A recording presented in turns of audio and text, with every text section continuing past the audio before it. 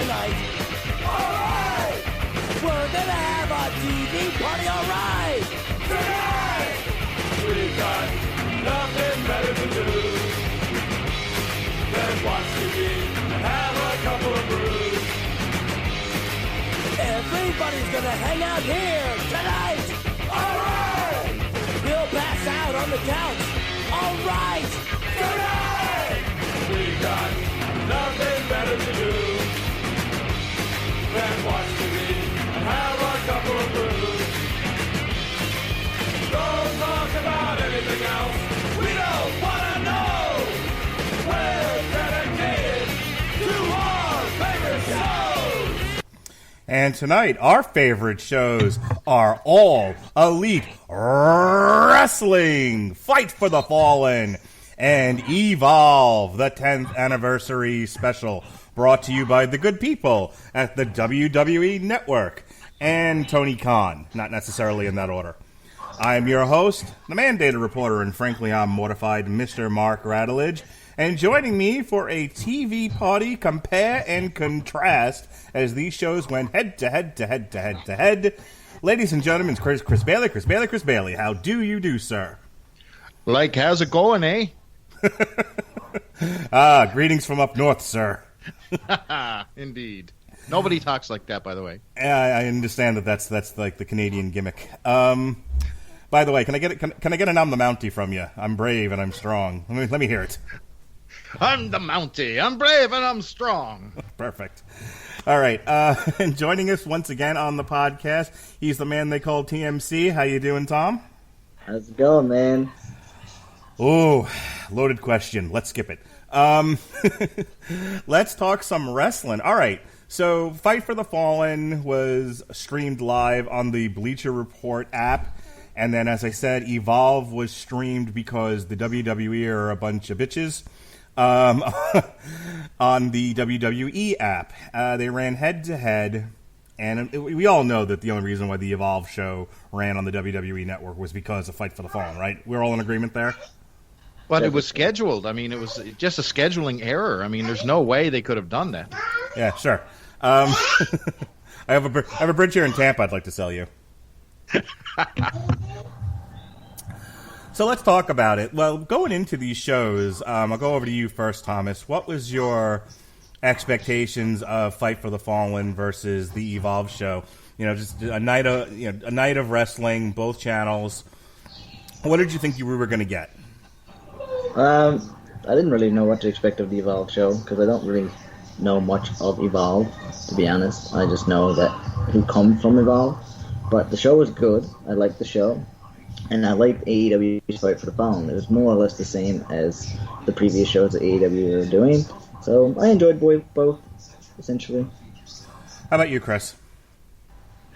I love that we got our own little wrestling war going on here. So I can't say I had super high expectations of AEW because I was sort of put off the last show that they had. However, you know what? They came with a whole lot of repair fluid on this one, and there was a lot of differences between two shows, between this time and last time. So you know what? It was sort of a mixed bag, but we'll get into that a little bit later. As for Evolve, I've seen some Evolve in the past, and it's been hit or miss. It's been super, super indie-rific. However, I knew with the WWE involved that this was going to be a slugfest, and indeed it was. So, we had our own little indie war going on here, and it was great. So my expectations were basically, look, I don't want AEW to fail. I'm cheering for them. The criticisms you hear from the Radulich and Broadcasting Network regarding AEW are basically get better because we don't want there to just be a monopoly run by the WWE. We've seen how that's gone. And, Amen. And unless, like I said, until Vince dies, it's going to be what it's going to be, and we want there to be more wrestling out there. So my problems have been, I wish it was better than it is. So my expectations for this show was that they would listen to us. No, they would listen to the criticisms that were out there, and they would make some improvements, make some changes. And I think I'll kind of give away some of my thoughts here right off the bat. I think they largely made those changes. But we'll get into some specifics. As for Evolve, I've only been to one Evolve show. It was here in Tampa. It was held in a club that's normally looking for bar bands. Kind of, 2 or 3 rows of folding chairs on either side. And that was about it. And then some standing room by the bar. EC3 was at that show. Drew McIntyre was at that show. That was the first time I saw Drew Gulak. I think Zack Sabre Jr. was there. Matt Riddle was there. And, for a night out with my wife and watching some local wrestling, we had a fun show. That was, I think, the one where EC3 plugged, like, an Impact pay-per-view. Perfect. Yeah. And like I said, I think I walked away from that Evolve show thinking Drew Gulak is a star and that he needs to be signed with the WWE, and now he's the Cruiserweight champion. I also, Cassius Ohno, when he walked out, I think my exact words were, "Who's that fat fuck, and why doesn't he hit a gym in a while?" But apparently that's his look. So, real quick, here were the results for, and then we're going to talk about both of these shows, kind of compare and contrast them. We had a pre-show on AEW. It was Sonny Kiss defeating the Librarian, one of them, Peter Avalon, who was with the other Librarian, Leva Bates, good old blue pants. Bea Priestley and Shoko Nakajima defeated the ever-confused Dr. Britt Baker, DMD, and Riho, who won her last triple threat match on the Fyter Fest show. Good old MJF, Sammy Guevara, with a stupid panda on his head, and Sean Spears defeated Darby Allin, Jimmy Havoc, and Joey Janela of Backyard Wrestling, Game Changer Wrestling fame. Yes, he's had a busy schedule lately. And he's got the tacks out of his feet. Yes. This is good. Yeah, he's doing better. Brandy Rhodes with Awesome Kong defeated Ali. The Dark Order, Evil Uno and Stu Grayson defeated Angelico and Jack Evans, or as I like to call them, Off-Brand DX. And A Boy and His Dinosaur, they're calling themselves, which is this amazing thing ever. Jungle Boy and Luchasaurus, who I guess Marco Stunt was with them. Also on the Game Changer Wrestling Backyard show, by the way. It was, the Stunt Brothers had a match against each other. It was quite light bulb-rific. Adam Page defeated Kip Sabian. The Lucha Brothers, in their 800 millionth match this year, defeated SoCal Uncensored. Kenny Omega defeated Shima. And finally, the Young Bucks defeated the Brotherhood of Cody and Dustin. Over on Evolve, Josh Briggs defeated Anthony Green in a The Future Is Now showcase. Stephen Wolf defeated Kurt Stallion, Sean Maluda, and Harlem Bravado. By the way, Harlem Bravado, if you just said that name to me, not what I would imagine that guy would look like. No, sir. No, that would be Babatunde is who I would have thought that was, but apparently not the case. Arturo Ruas defeated Anthony Henry in probably one of my favorite matches of the entire weekend. Brandy Lauren defeated Shotzi Blackheart. Babatunde defeated Colby Carino, who was also on Game Changer Wrestling Backyard Wrestling show. Oh, my God. Yeah, I know. I was like, where are all these people coming from? A.R. Fox and Leon Ruff defeated Eddie Kingston and Joe Gacy. Matt Riddle, the Bro, defeated Drew Gulak. Austin Theory, who is the Evolve champion, defeated the Lost Anderson brother, J.D. Drake. Exactly what I thought. Who is the WWN title. I guess he merged the two titles together. Winner take all. He took them all. And then finally, Adam Cole, no shit Sherlock, defeated Akira Tozawa. All right, let me go over to you first, Thomas. I've been going on and on for a bit here. Overall, which show did you like better, and what was your favorite match of the weekend? I loved Kenny Omega versus Shima. Probably my favorite match of the weekend. I'll give props to Gulak and Riddle too. So it's a tie, I would say, between those two matches. As for what show I like more, I think I'm leaning a little bit more towards AEW. So offline, we were, Chris and I made our thoughts known on which ones we preferred and why we preferred them. What did you think that Fight for the Fallen did right here, more right than Evolve? I feel like their stories are there a little bit better. I feel like their commentating is a little bit better. And I feel like Evolve relied too much on WWE influence than actually what they brought them to where they are now. You're talking about having Adam Cole, Akira Tozawa, and the Tozawa, and the Matt Riddle, Drew Gulak matches. Yeah, and you also have Paul Heyman show up in, Philadelphia. It's Philadelphia, I believe it was aired, right? Do you think Evolve was being propped up by the WWE versus Fight for the Fallen, which was standing on its own and was furthering their stories? Yeah. All right. So most definitely. To have Paul Heyman there just to get the pop from Philadelphia crowd. Boy, did it work. I was popping. So, thinking about the Fight for the Fallen show, here's my good. I really actually liked the pre-show. I thought this time around they didn't do any stupid comedy skits. This wasn't a lot of nonsense. Sonny Kiss, say what you will about this person. I thought he did a hell of a job wrestling. I thought Peter Avalon provided a good enough foil for him. I don't know why Leva Bates was there, other than she's the librarian, and they seem very stuck on this gimmick. But I thought Sonny Kiss and Peter Avalon had a good 5-minute match. I thought it was solid, and there wasn't a lot of screwing around. And I really liked the women's match. Outside of the one boo-boo that Britt Baker made, where she ran to the wrong side and forgot which Japanese gal was her partner. Apparently, she was concussed. Apparently, but I thought Bea Priestley did. Some of it was a bit. And maybe this might have been just not unfamiliarity with these girls working with each other, but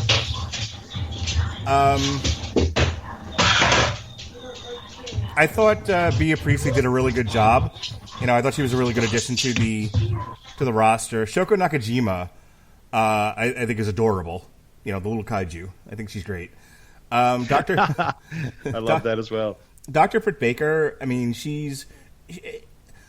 She can wrestle from what I've been told. So I'm not entirely sure what happened on this particular night, but she's fine and Riho's fine. And like I said, a little bit clunky at times, but overall I thought it was a good match. And again, not a lot of wasted time.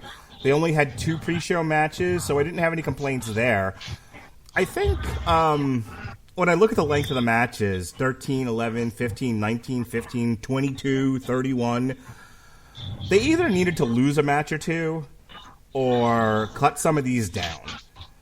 I think this is my problem with AEW in general, and I'll let you speak to this, Chris, and then retort if you need to, Thomas, is that they're overselling the product, I think, in the sense of they feel like every match has to be a 15 to 20 minute epic, and there's no build.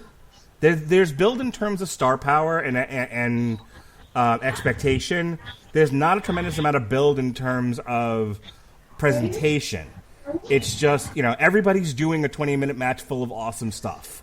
And unless the matches themselves kind of fall apart, the quality of them is mostly the same, give or take a wrestler here or there. So, I think I won't go as far as saying I was bored, but I did feel like it's like watching a Marvel marathon. It's 2.5-hour movie after 2.5-hour movie after 2.5-hour movie without really building up towards anything. It's kind of all on the same wavelength outside of the pre-show.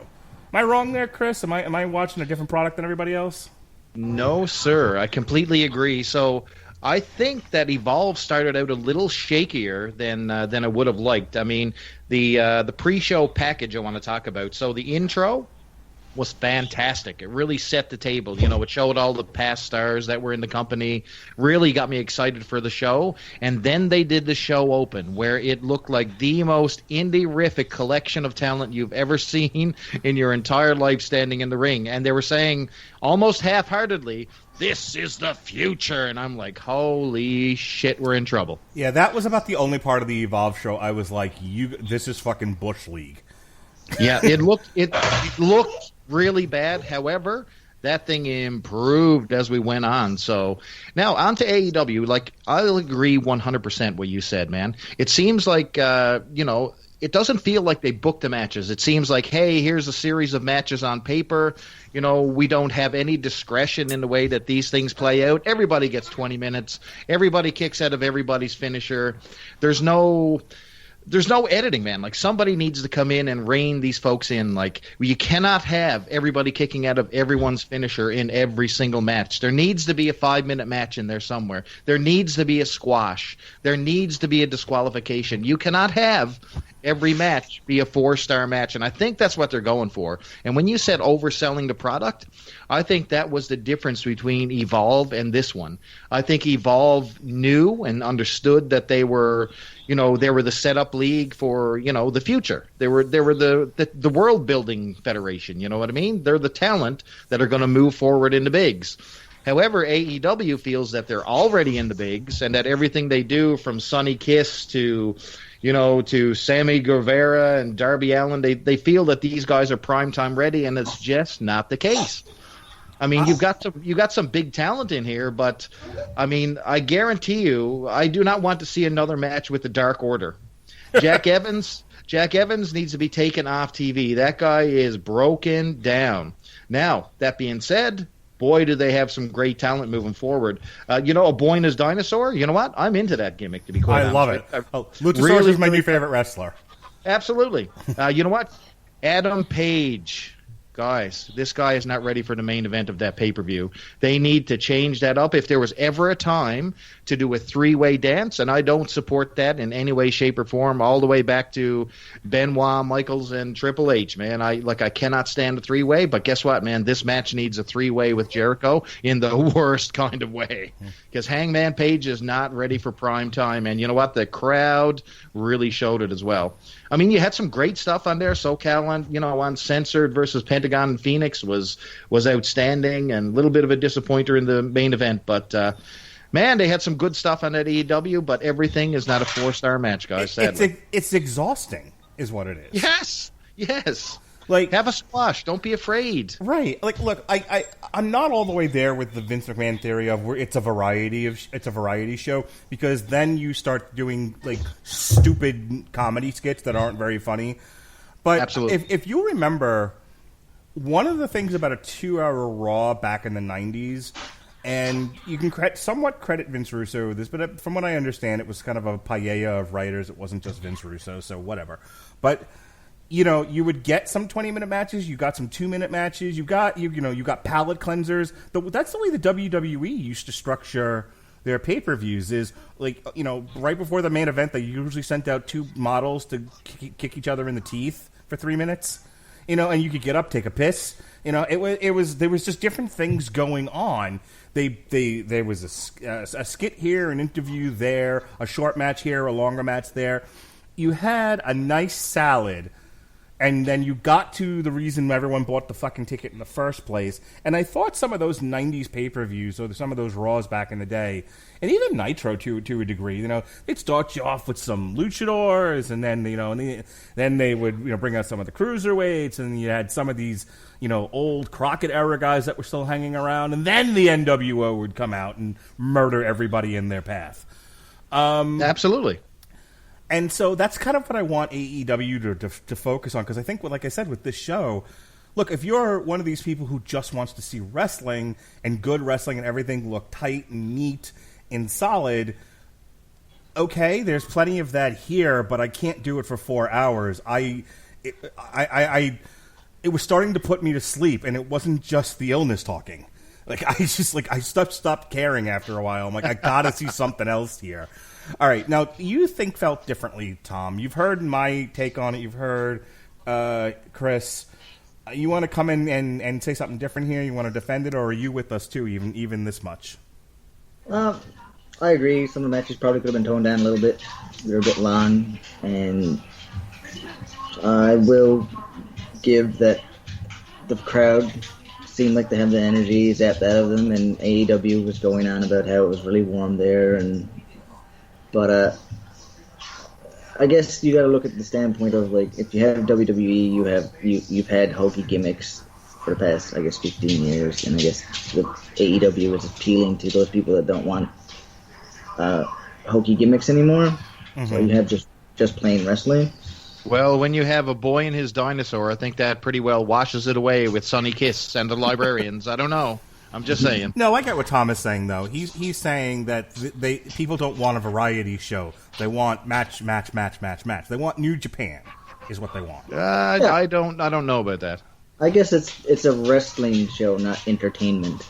Right, and I think here's the thing. I don't disagree with your assessment. I just don't know if the market's there for that. And maybe I'm wrong. I mean, New Japan certainly keeps going. People keep watching it, and more people are finding the product. So, maybe I'm wrong about this, but I just feel like that's a niche market, and it's only so big, and you're only going to make so much money, and it's very short-term thinking that appealing to the broader. Let's put it this way. Tolkien only made about $80 million. It appealed to a very niche audience of people who are really into Lord of the Rings and Fox Searchlight indie movies. The Avengers Endgame almost made more than Avatar, and it appealed to the broadest audience possible. That's all I'm saying here. The object here is to make money. But, there are your Fox Searchlight people, and then there's your Avengers people. You know what I mean? I will say this: I don't think either company right now is ready for prime time as it is. I mean, there's no way that Evolve could start a 2-hour show, you know what I mean, and pull that off, because they're basically in the same boat. You know what I mean? Their talent roster is not deep, so a lot of their folks look like they are from, not only an armory but the back of the armory, where other stuff is happening. Who knows? No, let's be honest here. If they could have gotten an NXT show in Philadelphia to counter AEW, they would have. But they didn't. Absolutely. This is all they had, so this is what they ran. But this is an indie feeder organization to NXT. So, it was what it was. It served its purpose. But no, they're not ready anywhere near. They're not ready for a weekly streaming show, let alone anything else. Tom, any last words about AEW for now? Or because I want to talk a little bit about Evolve. No, I enjoyed the show. That's pretty much all I got to say about it. I thought it was a good show. I felt that it built its characters and its stories a little bit further, even with Britt Baker and B. Priestley, and you got Sean Spears and his subtle jabs at MGF there. So I think storytelling wise, I knew where the next show was leading. Mm-hmm. With Evolve, it kind of just felt like a spot fest cash grab for having WWE guys just come in there when they felt like it. Yeah. Rather than, I wouldn't be so. If it was just the Evolve guys, I think it would have been a better talk right now. Mm-hmm. I think I agree with you. Fight for the Fallen planted more seeds towards their next actual pay-per-view, which is All Out. I'm no disagreement there. I think they move the flagpoles along. Other than the length of the matches and just the lack of variety in terms of how the show is presented, my only other complaint was the check thing at the end and the unnecessary knock against the WWE. Like, you're kind of the talk of the town and the jewel of the Nile right now. Stop picking at the WWE. It makes you look low class. You know what I mean? Yeah. I found it really petty. Petty, yeah. It was very petty. I think they should just be them and work on them, and then not worry about what WWE is, because they keep doing this subtle dig. They're always going to be compared to, rather than be different. Going over to Evolve. Can I say something about, you talked about the check? I want to start with that because this happened in the pre-show. So they had an interview right after the first match. They had an interview with Cody and Dustin. Okay, now they're talking about, we don't do the flip-de-doo thing, and it's West Coast offense, and they're all run and gun, that type of thing. They're shooting down their opponents, of course. And Dustin was saying, hey, once we start working the body part. Anyway, then they got into the check presentation. And they said a little bit later on, we're going to have a huge check. And they literally said huge. And then, well, I won't spoil the amount, but the amount for a billionaire was probably not what was revealed. I don't know if you agree with that. In all fairness, this was money raised, not donated.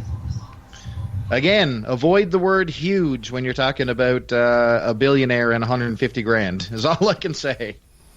Yeah, right. I don't know. I know you guys were talking about it kind of ad nauseum offline in our group chat.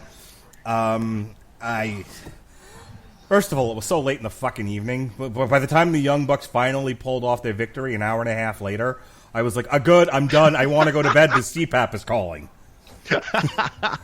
And, oh boy, I pitied those two tag teams coming so late in the night. I mean, even the fans were exhausted. Whether it was heat, I don't know if it was heat. I think it was the length of the damn thing. People just stopped caring. I think it had a 1 hour time limit too, and I'm like, I turned to my wife at one point, and I'm like, if this thing goes to an hour, I'm gonna plot. I think it was like 10 minutes off or something. Like it came down to at the time up here. It came out to 31 minutes and 25 seconds, but I think it had like an hour time limit, and I'm like, please don't do a Broadway. For the love of Christ. And I've always been a critic of the Young Bucks, saying, I wish they would slow it down and stop the flips. Man, I was begging for some flips in this one.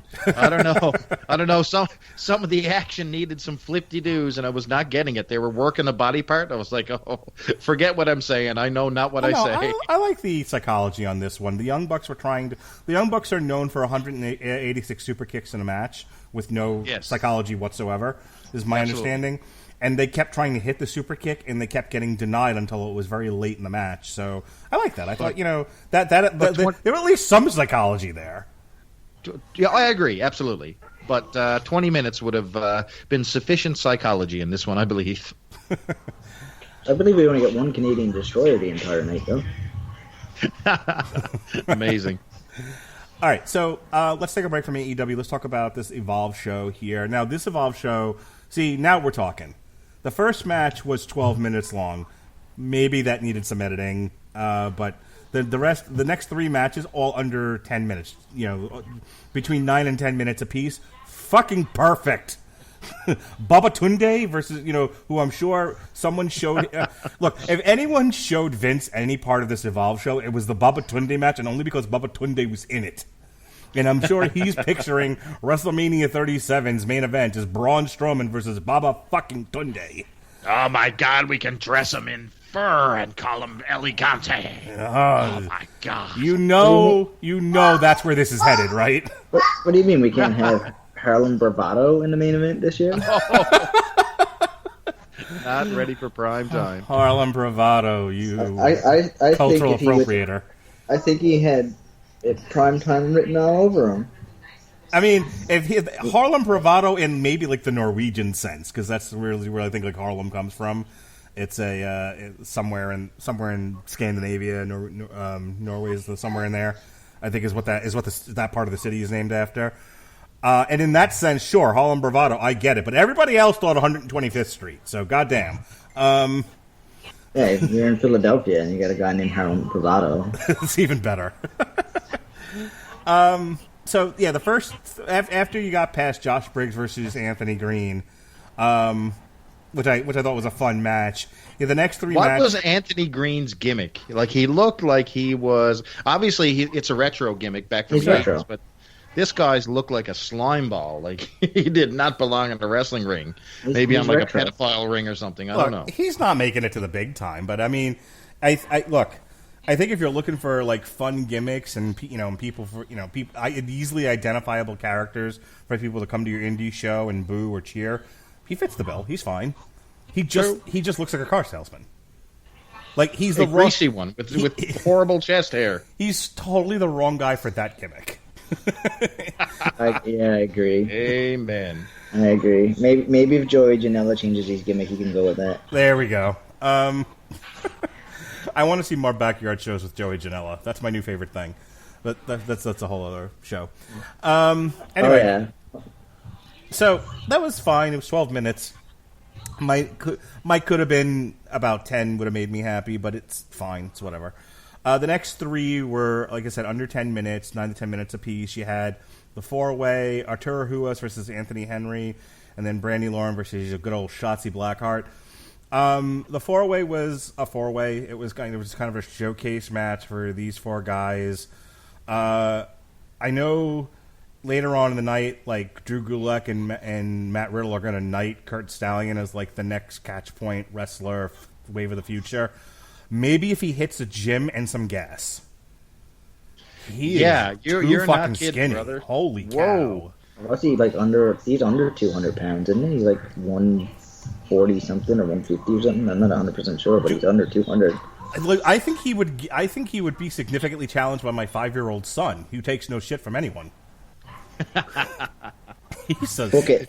I think they're trying to play him off as the next king of bros, but this guy looks like he's the bro of welfare, man. He just does not look good in that ring at all. Visually, the guy can wrestle, absolutely, but yeah, sure. Visually, he looks atrocious. Okay, I think we can agree there's a visual element to wrestling, not just definitely. the wrestling itself, but like the presentation. I'm not saying everybody has to look like Batista, but maybe have some muscle tone. He looks like a swimmer. Well, if you want a good comparison, you have him and you have Darby Allin. I would say they're on par weight-wise and body figure-wise, but Darby Allin paints his face and puts words down his chest, and that puts him over a little bit. Yeah, Darby Allin looks like he fell off a Misfits album, and then he puts himself through like tables and gets his arm broken and whatever else. So there's a place for that. Like if you're not a body guy and you have no size to you, but you're willing to mutilate yourself, there's a niche for you in wrestling so long as you can remain alive long enough to enjoy it. And that's where Darby Allin sits, and that's fine. Absolutely. I think when it comes to body type, I think one guy that really stood out to me that shocked me on this Evolve show was J.D. Drake. I expected nothing out of this guy when I saw him. You know, he's the couch potato drinking a Pepsi and having a bag of chips, and this guy could wrestle. You know, his match against Austin Theory was really good. How did J.D. Drake not win that match? How do you have a guy who's built like fucking Rick Rude, like Austin Theory, a guy who looks like they should just be throwing an NXT contract and money at him, and he's the bad guy, and then out comes the garbage man, the Lost Anderson brother. So one thing that Evolve did great in this thing, I mean, a lot of these people I had not seen before, but they built packages around them. So each person, they had a little tiny vignette about them. And I mean, You got to see a little thing about Austin Theory and why the match was important and who is J.D. Drake. And, it doesn't matter about his size and, his background. Oh, I loved it. You had a little drawing card of what this whole event was about, and I think they did a really good job of establishing that. And I think that's one thing that AEW can't say with theirs. I mean, you got people coming out there, Sonny Kiss. Okay, what is he? I mean, it's pretty clear what he is, but I'd like to see some background. Where's he from? I don't know. Is he gender fluid? Is he drag? I don't know what he is. I believe he's drag. He identifies as he, so. But see, thanks for telling me. No one in the show did. That's what I'm saying. When they introduced him, he was introduced as a he. So I think he's a homosexual male, I believe. All right, this might be not the best comparison, but bear with me here. When Goldust came out, they went like crazy telling you what Goldust is and what he isn't. And they were messing around and playing with the line, and obviously Dustin Reynolds is none of those things, but it doesn't matter. Like, if you're going to have and they made the same mistake, and Jim Cornette even talked about this. They made the same mistake with Nyla Rose. If you have a public interest story, like a drag or a gender fluid or a trans wrestler, you need to be like dumb about it. Okay, you need to speak stupid and tell people what this is. So, because again, it's not like you've turned into like Freeform or God, what's the show? What's the other network with all like the Bravo? It's not that. You know what I mean? Where people kind of tuning in. That's sort of the expectation. It's just wrestling. And look, I'm not saying there isn't a place for it. I'm fine with Nyla Rose. I think she's great. I'm fine with Sonny Kiss. I think he's great. I thought he was one of the more entertaining parts of that show. But I will agree. But I would have liked to have known. I would have liked him to talk up a little bit of his history. Talk about what she's identifying as. I mean, just saying that he's he. One, I didn't even pick up on it. Two, like you said, you need to be very broad in your language and very what's the word I'm looking for here? You need to sell me on it. Spend some time with this. And I don't. And do you feel like they did that, Tom, or do you don't even feel like any of that was necessary? Well, I'm going to go back to what you said on the first podcast I was on with you, that if you don't watch Being the Elite or the Nightmare Family on YouTube, you're kind of out of the loop. They do introduce Sonny Kiss on Being the Elite, and they do introduce Nyla Rose and kind of give her a backstory there. So they are playing to the you know who these people are because you follow our career kind of thing. Well, that's a mistake. Then show those videos. That is huge. Yeah, they're not grasping for a casual fan, I guess. Yeah, they need to show those videos on these shows at least once. Yeah, they should have vignettes in between matches. Maybe that'll help with the pace of the.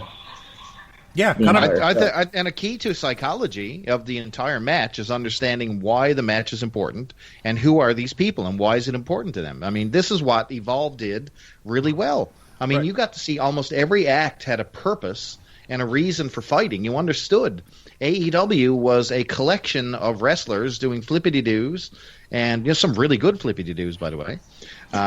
And I think it's just too cute by half. You know what I mean? It's just you don't have enough information. I thought they made leaps and bounds with their production, but cut a match or two, or cut some time and get some more vignettes in there, tell more stories. Back to Evolve, where I think you're true. Other than that cold open, which was a pile of garbage, that everyone standing in the ring was. One of the things that WWE used to do really, really well, and they've since gotten away from. Do you remember? And this always makes me laugh, but like 98, 99, some of those, they would have these like pre-pay-per-view packages introducing the show that was like footage of Mussolini and shit. It was awesome. Yes, absolutely. They had, Pencil Neck Geek, Classy Freddie Blassie, like narrating this stuff from a rocking chair in black and white. It was so good. Like, give me some of that. That's what needed to start Evolve. I mean, they kind of did that. They were like Daniel Bryan, Drew McIntyre, all these guys talking about it. But then kind of throw together like a nice spiffy package and then bring the guy out there and be like, the future is now, and then introduce Josh Briggs. That's all I wanted. Yes, that's what they should have did. I thought they were doing a battle royal to start with. I actually think I would have preferred a battle royal. At least you could have had Daniel Bryan and Drew McIntyre and all them show up. Yes, if you're going to have a dollar WWE store battle royal, WWE guys there, you might as well bring out some big guns. That'd have been fun, an Evolve reunion battle royal. So anyway, So look, just talking about production, which I think is how we got on this tangent. I think AEW made a lot of improvements, but there's still a ways to go. Whereas, weirdly enough, because I think the WWE was there to provide adult supervision, the production came off really, really good. Like, very professional. Oh, yeah, you can tell it was WWE production level. Yeah, absolutely. So that being said, just getting back to the matches here, Stephen Wolf, the four-way was fine. Harlem Bravado has got nothing going on and going nowhere. Kurt Stallion needs to hit a gym. Stephen Wolf seemed fine and was probably the right guy to win that match. Sean Mulata I thought was fine too. Honestly, I had to look him up real quick. Did not stick into my mind. He was in the Cruiserweight Classic, wasn't he? Apparently he's Samoan, isn't he? He's Samoan Dynasty? Yes, he is. So he's the Forgotten Samoan. I'm sure either Shane McMahon will crush him on a future episode of Raw, or he'll end up being one of Roman Reigns' flunkies. Okay, it's fine. Go watch TV.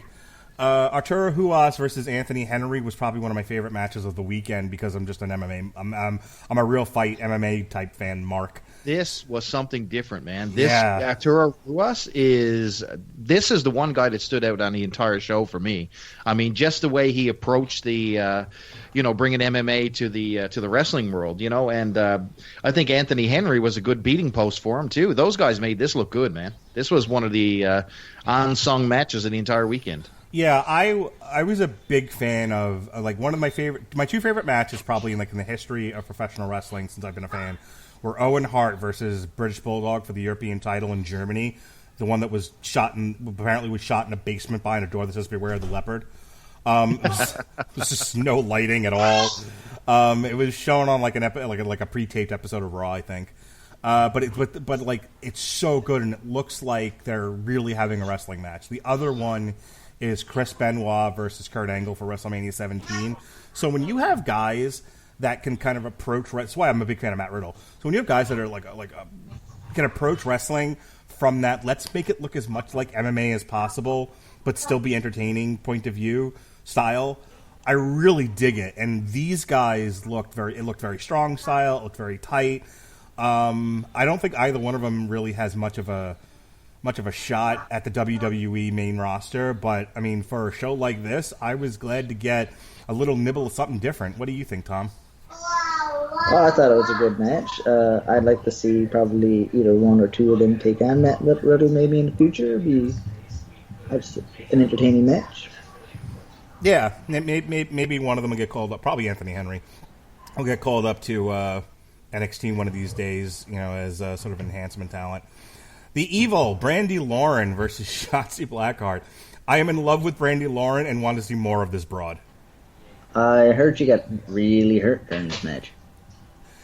Yeah, but they told what a fun story. So it's a no DQ match, and she starts off by having the girl Pearl Harbored by an equally big chick. It was great. I was like, I'm into this now. This is fun. What happened? Do we know what happened to her?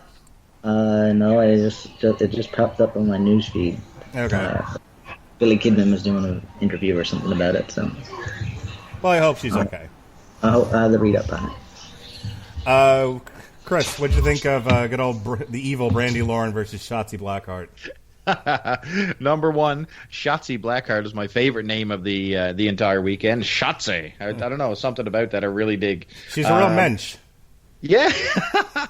So Brandy Lauren, interesting. She looks like she could be an NXT valet or something. That girl is definitely not going to be long for Evolve. I think once the McMahon see this girl, I think she's going to be pulled into the dirty circle up there in the WWE at some point. Yeah, because I think she has something, and I don't think the retro guy with the hairy chest and the pink shirt is going to be following her. I fear. No, they're going to pluck Brandy Ross is fast tracked to the main roster, and she can't be a wrestler, but I can definitely see her being like a valet for, maybe if Vince dies, EC3,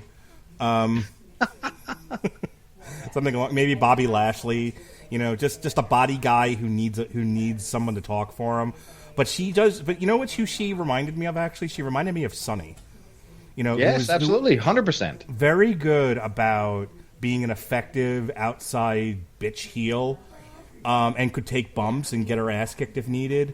She has a cute face, a nice body. She looks like she can take a beating, and she was very, very good about being a dick to the opponent. You know what I mean? Absolutely, 100%.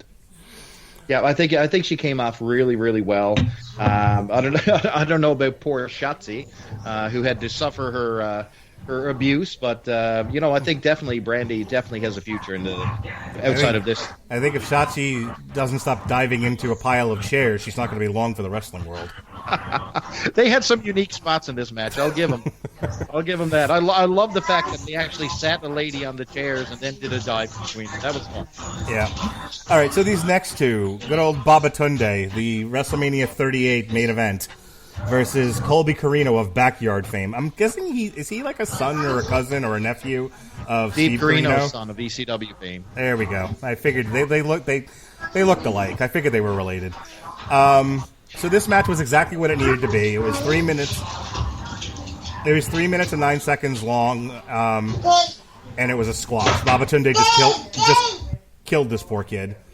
And that led into the Eddie Kingston thing. The Eddie Kingston is like an SNL player from 1977. He appears on every single show. You cannot escape Eddie Kingston. He will follow you from, if you're watching Ring of Honor, if you're watching TNA, you've got Eddie Kingston. This guy is everywhere. Eddie Kingston is great, and he had a lot of intensity and a lot of heat to him, and totally never going to make it to a main roster anywhere. Absolutely not. Good God, Eddie Kingston's one of those guys where we're like, well, we've already got a Kevin Owens. If he dies, maybe we'll bring you up. And I don't know what a Joe Gacy is. If he puts on a clown costume, maybe we got something for him. Low.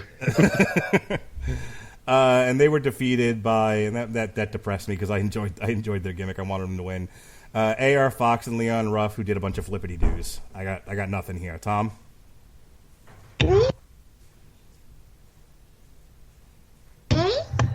Sorry about that. It's okay.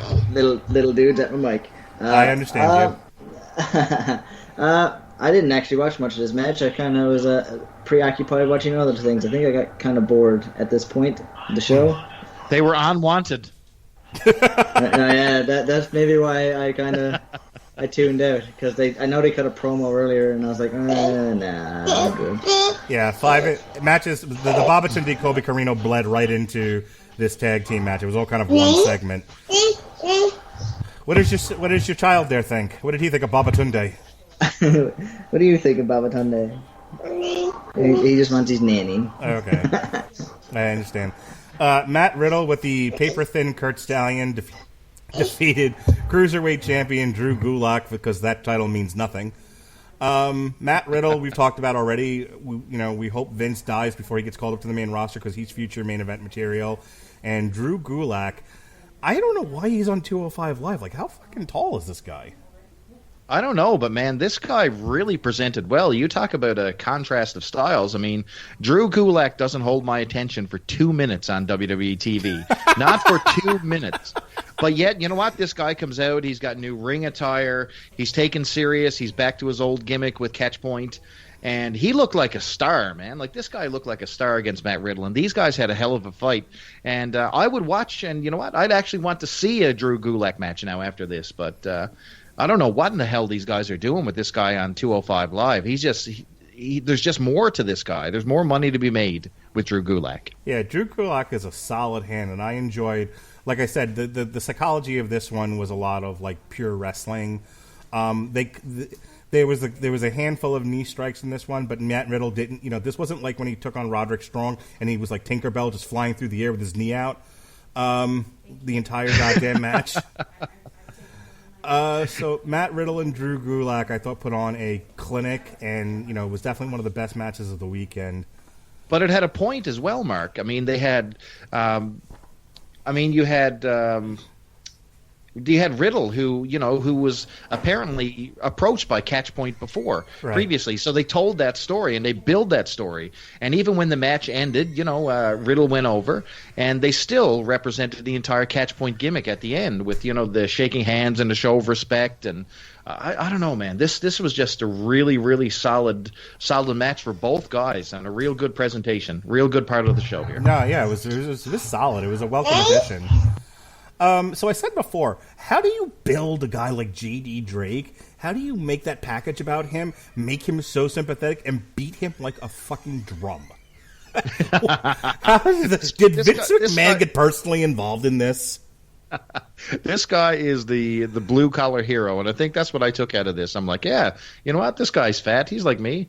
I could go out there and have a match like this. This is he should have won, don't you? Yeah. That's what I'm bellyaching about. Like, for the most part, everyone who won, and I would say that for Fight for the Fallen as well, almost everybody who won, I thought should have won. I thought was absolutely booked appropriately. This was right booking in regards to who was winning. I'll agree with you there. Right. This Austin Theory versus JD Drake, I thought was booked ass backwards.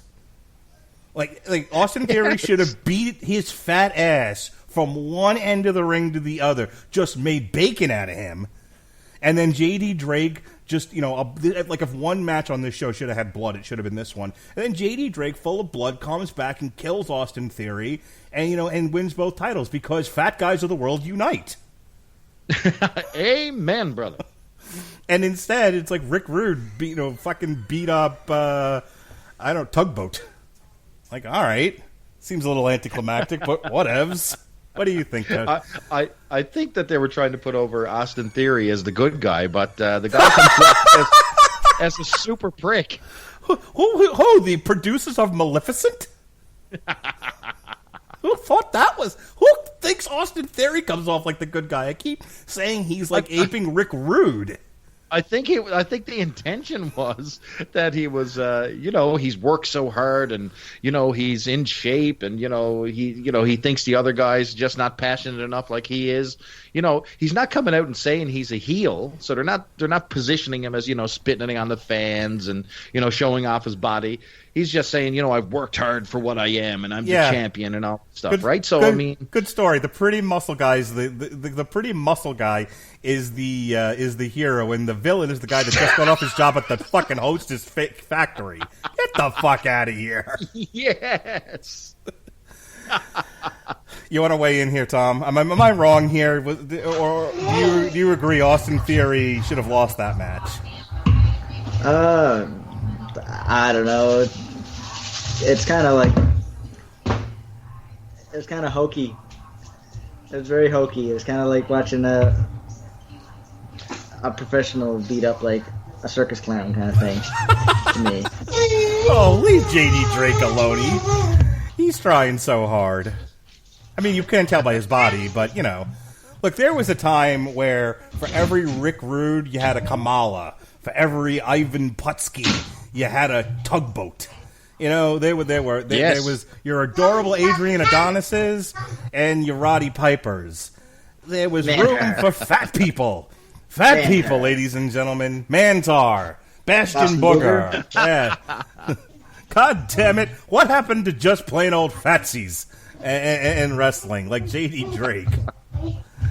Indeed. All right. Last one here, and then I think we're going to wrap up this hour of our compare and comparison here. I'll throw it to you guys because I honestly don't have much of an opinion on the match. Go to you first, Tom. Adam Cole versus Akira Tozawa, which they were anchoring this entire show to. Adam Cole is, I guess, an Evolve alumnus, and Akira Tozawa is Asian. I actually enjoyed this match. Only thing I didn't enjoy about this match. Apparently, so did he. Yeah, the only thing I didn't enjoy about the match was the opponent Adam Cole had. I feel like they could have done 10 times better with the opponent. It's kind of just like they threw him in there, and that was it. Okay, they just kind of threw a dart and hit an opponent. Yeah, it's kind of like, who do we got here that's not doing anything at the current moment? Tozawa's not doing anything. We should get him to do this match. I feel like anybody could have been a better fit for Adam Cole in this match. It would have been great for the show if you had Daniel Bryan take on Adam Cole in this match. That would have. There you go. That would have been fantastic. That would have beat anything AEW did the entire night. Or here's a wild and crazy thought. How about EC3? At least he's been in Evolve before and doing absolutely nothing.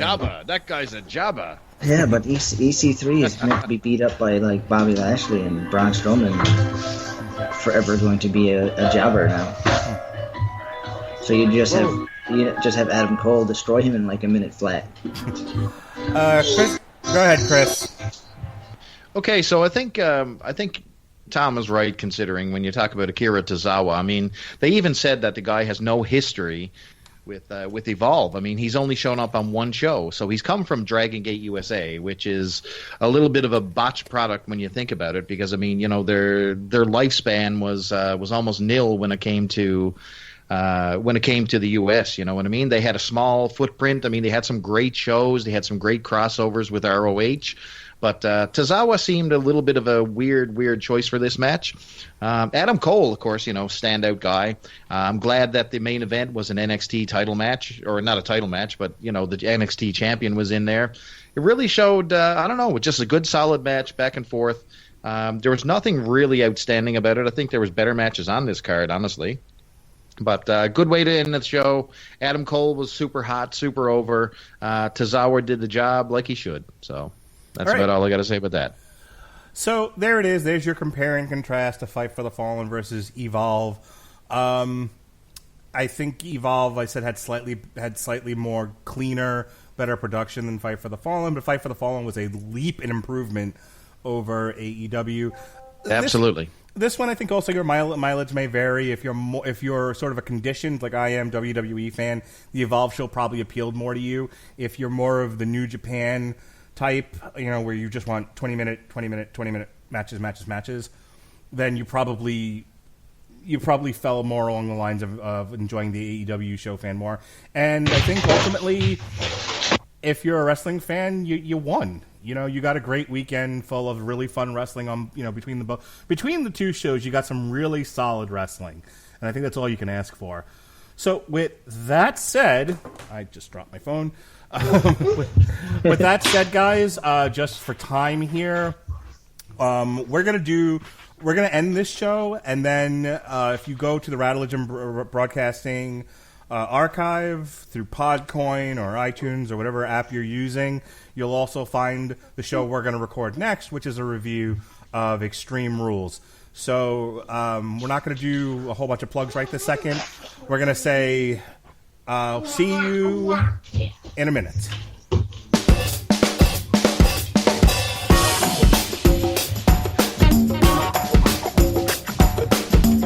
Mark, are you patching in Sheehan? 1 sec.